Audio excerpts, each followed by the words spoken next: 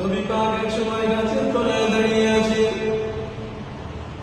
হঠাৎ করে আল্লাহর নবী আমার দূরে লক্ষ্য করলেন, দেখতে পেলেন সাহাবী আবু জাহল হুজুর আমার দাঁড়িয়ে আছেন।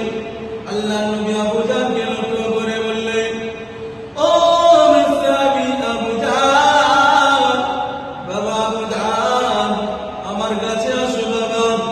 আল্লাহর নবী ডাকে সাড়া দিতে হযরত আবু জাহল গিফারি রাদিয়াল্লাহু তাআলা আনহু হুজুর আমার আল্লাহর নবীর কাছে চলে আসে।